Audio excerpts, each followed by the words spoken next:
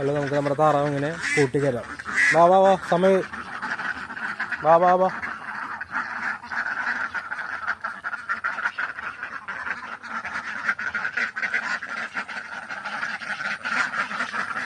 നമ്മുടെ തീറ്റ താഴെ പോയി. ഇത് പെറക്കിടണം.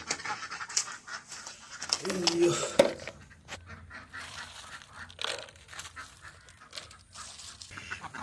വാ വാ വാ.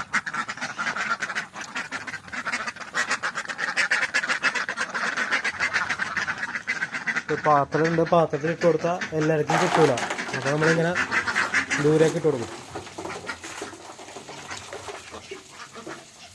വാ, കയറി കയറി.